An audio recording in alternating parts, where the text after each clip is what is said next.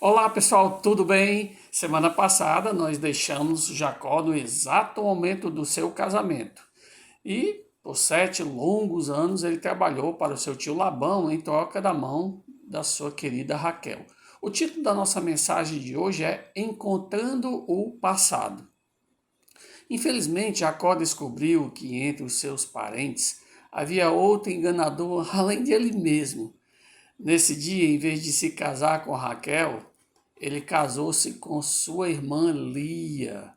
Quando ele foi reclamar com seu sogro, descobriu que Labão o enganara com o propósito de fazer trabalhar outros 7 anos. Dessa vez, receberia mesmo Raquel por esposa. 2 esposas, mais tarde 4, não era o plano de Deus. Ele criou o homem e a mulher e era do seu plano divino que o homem tivesse apenas uma única mulher. Jacó, mais uma vez, fazendo do seu jeito, sem consultar a Deus. Jacó ainda tinha muitas lições duras a aprender antes de estar pronto a se submeter completamente a Deus. Então vamos começar hoje a nossa história lá em Gênesis capítulo 31. Hoje nós vamos, o trecho total da nossa mensagem pega do capítulo 29 até o capítulo 35. Como é um trecho muito longo, eu vou fazer da mesma forma que eu fiz da outra vez, nós vamos ler pequenos trechos. Agora seria bom que vocês lessem esses trechos para vocês conhecerem os detalhes da história, tá bom? Então vamos lá. A ordem para voltar. Em Gênesis 31, de 1 a 5, nós lemos. Então ouvia Jacó os comentários dos filhos de Labão que diziam: Jacó se apossou de tudo que era de nosso pai, e do que era de nosso pai juntou ele toda esta riqueza. Jacó, por sua vez, reparou que o rosto de Labão não lhe era favorável como anteriormente. E disse o Senhor a Jacó: Torna a terra de teus pais e a tua parentela, e eu serei contigo. Então Jacó mandou vir Raquel e Lia ao campo, para junto do seu rebanho, e lhe disse: Vejo que o rosto de vosso pai não me é favorável como anteriormente, porém o Deus de meu pai tem estado comigo. Deus realmente cuidou de Jacó, lhe dando uma família e muita riqueza. No tempo que ele passou com Labão, ele pôde aprender algumas lições preciosas a respeito do Senhor. Ele teve vários filhos, lá do capítulo 29 e 21 até o capítulo 30, versículo 24, vai falar de toda a família de Jacó. Ele teve com Lia, a irmã de Raquel, 4 filhos, Rubens, Simeão, Levi e Judá. E depois teve depois outros 2 filhos, que foi Issacar e Zebulon. De Bila, ele teve 2 meninos, Dan e Naftali. De Zilpa, teve 2 filhos, Gade e Azé. Só Raquel não tinha filhos. Jacó amava de todo o coração e ela também o amava. Mas a vida parece que estava vazia. Quando ela olhava para as outras esposas de Jacó e viam todas elas com filhos e ela sem ter filhos. Ela passa então a orar a Deus, pedindo que Deus lhe mandasse um filho. E Deus escuta a oração de Raquel e lhe deu seu filho José. Algum tempo depois, ela teve Benjamim e durante o parto ela veio a falecer. Jacó foge então de Labão. De Gênesis 30, 25 até 31 e 29, nós vamos ver toda a história lá de Jacó fugindo de Labão. Labão não queria que Jacó o deixasse. Jacó concordou em trabalhar um pouco mais para o seu sogro. Desta vez ele ia receber uma porção do gado e das ovelhas como salário. Jacó tinha visto Deus aumentar a riqueza de Labão e percebeu que ele mesmo pouco tinha lucrado com essa bênção. E, para nossa surpresa, Jacó engana Labão e Labão engana Jacó. Eita, esses dois eram impressionantes. Jacó combina com Labão qual seria o seu salário. Agora, vocês acham que Jacó aprendeu bem a lição de não enganar mais as pessoas? De jeito nenhum. Depois que Labão o enganou, Jacó ainda não havia aprendido a ser verdadeiramente honesto. Seu coração não fora realmente transformado. Ele ainda estava interessado em obter coisas para si, mais do que obedecer a Deus. E Jacó prepara a sua fuga. Ele apressou-se em preparar sua esposa, a família todinha, porque seria uma viagem bem longa de volta a Canaã. Jacó fugiu enquanto Labão estava tosqueando as suas ovelhas. 3 dias mais tarde, Labão ficou sabendo o que tinha acontecido. Largou tudo o que estava fazendo e ele saiu à procura de Jacó, acompanhado dos seus homens. Por 7 dias, Labão perseguiu para tentar encontrar Jacó. No 10º dia, depois da partida de Jacó, Labão e seus homens alcançaram a caravana de Jacó, acampada no monte Gileade. Numa noite desses 7 dias de viagem, Deus falou a Labão para que ele tomasse cuidado com o que ele pretendia fazer ou dizer a Jacó. Quando Labão encontrou Jacó, ficou com medo de falar muito e sabia que ele mesmo tinha sido abençoado por Deus por causa de Jacó. Ainda que não fosse um verdadeiro crente, Labão percebeu que Deus fazia exatamente o que ele dizia. Jacó vai então se encontrar com seu passado. No capítulo 32, versículos 1 e 8, vai tratar exatamente desse ponto. Enquanto ele fugia de Labão, ele pensava em outro problema que ele tinha. Ele estava a caminho de casa e isso significava um encontro com o seu passado. Ele sabia que tinha sido mentiroso, falso. Sabia também que Esaú tinha ameaçado de morte. Já tinha passado 20 anos. Será que Esaú ainda o odiava? Em Gênesis 32, de 1 a 13, vemos que Jacó começou a planejar um encontro com seu irmão. Jacó recebeu a notícia de que Esaú vinha a seu encontro com 400 homens. E ele ficou com medo e voltou para Deus em oração. Muitas vezes Deus usa certas circunstâncias exatamente para nos despertar e nos aproximar dele. Claro que o ideal é que a gente passe por dificuldades para que a gente possa ir conversar com Deus e orar e buscar a palavra de Deus. Não é o ideal. O ideal é que a gente esteja sempre em contato com Deus. Mas às vezes, como a gente fica um longo tempo sem conversar com Deus, Deus permite que certas coisas aconteçam para que a gente possa se aproximar dele. Mas antes de Jacó orar, ele tornou a fazer plano para se assegurar que pelo menos escapasse metade do seu bando.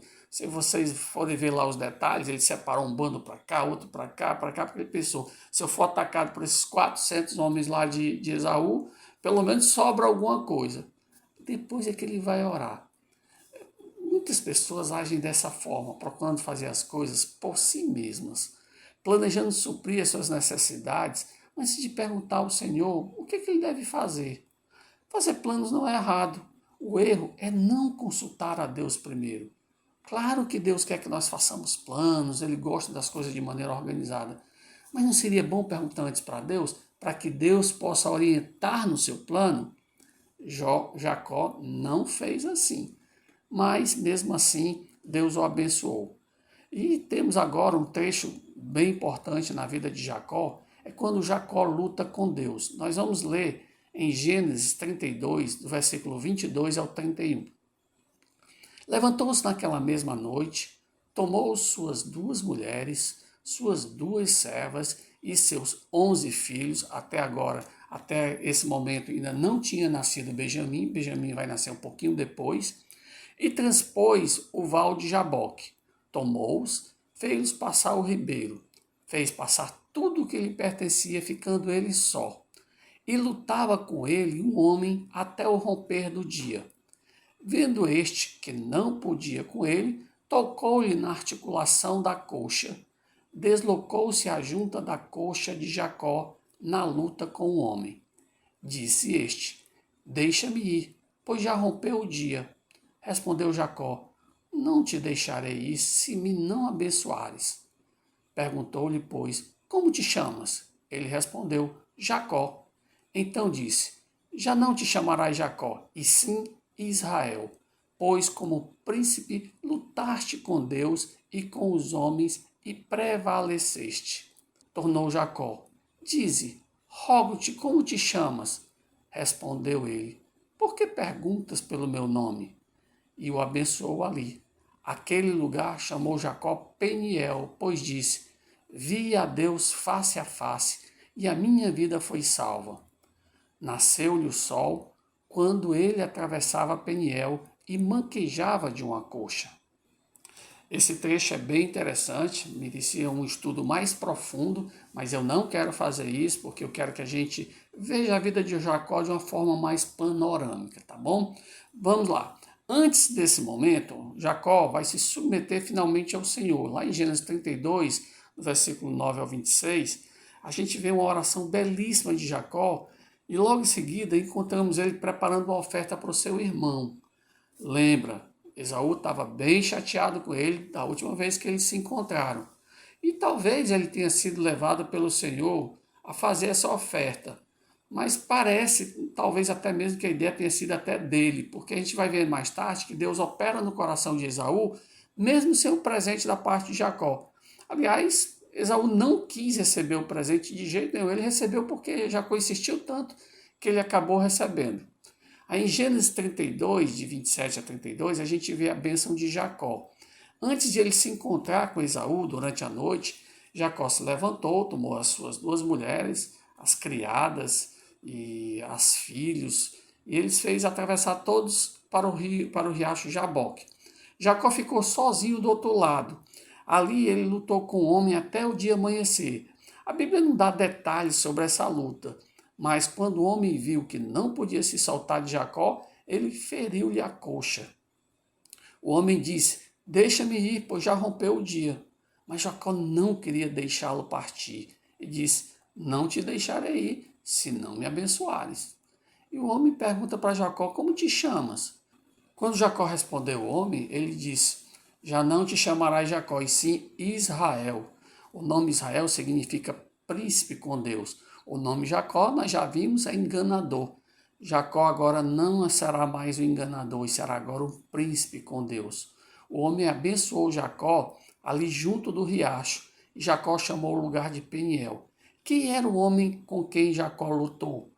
Lá no capítulo 32, no versículo 30, Jacó diz que esse homem era Deus, porque ele diz: eu vi Deus face a face. Agora, ao lutar com Deus, Jacó se tornou agora um homem diferente, completamente diferente daquele que ele era. No início, Jacó, agora Israel. Jacó, enganador. Israel, príncipe com Deus. Jacó, mentira, falsidade, roubo, medo. E agora, um homem totalmente transformado. Jacó passa a se dedicar a Deus. Vamos ler o trecho de Gênesis 35, de 1 a 3. Disse Deus a Jacó: levanta-te, sobe a Betel e habita ali. Faze ali um altar ao Deus que te apareceu quando fugias da presença de Esaú, teu irmão. Então disse Jacó à sua família e a todos os que com ele estavam: lançai fora os deuses estranhos que há no vosso meio. Purificai-vos e mudai as vossas vestes. Levantemo-nos e subamos a Betel. Farei ali um altar ao Deus que me respondeu no dia da minha angústia e me acompanhou no caminho por onde andei. Trecho muito interessante. Aí vemos completamente Jacó transformado. Desde lá, primeiro, lá no encontro lá com Esaú, a gente já vê o Jacó diferente. Lá em Gênesis 33, de 1 a 11, você vai ver esse encontro. E depois de ele passar a noite lá com o Senhor, ele atravessa o riacho para juntar com as suas esposas e os filhos. E ao levantar os olhos, ele vê Esaú, que vinha se aproximando com aqueles 400 homens. Ele vai para a frente da fila, curva-se 7 vezes até o chão, enquanto seu irmão se aproximava. Para grande surpresa de Jacó, Esaú correu ao seu encontro e chorou. Esaú não era nem um pouquinho o problema que Jacó acreditava. Deus tinha ido à frente de Jacó para preparar Esaú. Toda amargura, ódio que já tinha sentido por seu irmão não existia mais. Ali foi selada as pazes entre os dois irmãos. Jacó agora vai para Betel. Em Gênesis 35, de 1 a 15, está esse trecho. O Senhor disse a Jacó que ele construísse um altar e o lembrou de que foi em Betel que Deus lhe apareceu pela primeira vez, há 20 anos atrás, quando ele estava fugindo de Esaú. Jacó reuniu toda a sua casa, dizendo-lhes que se desfizesse de todos os ídolos, que se purificasse e mudasse de roupa para fazer essa viagem. Betel era um lugar especial na vida de Jacó. Foi o lugar onde pela primeira vez ele encontrou-se com Deus e o adorou. Se nós formos fazer um paralelo entre as duas visitas que Jacó fez a Betel, a primeira e a segunda visita, o encontro com Deus na primeira, o encontro com Deus na segunda, na primeira, lembra que ele tinha uma pedra, e daquela pedra que ele usou como travesseiro, ele fez um altar. Agora, na segunda visita, ele constrói um altar. Na primeira, ele oferece como sacrifício uma vasilha de azeite. Agora ele tem animais para sacrifício. Na primeira visita, ele estava amedrontado, estava fugindo do seu irmão. Agora, na segunda visita, sem medo e voltando para casa. Na primeira, de mãos vazias e sozinho. Agora, no retorno, rico e com família. Na primeira, problemas e tristezas.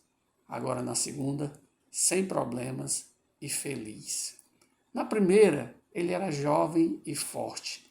Agora, ele está aleijado e fraco. Mas na primeira, ele era um enganador. Agora, príncipe com Deus. Na primeira, ele era Jacó.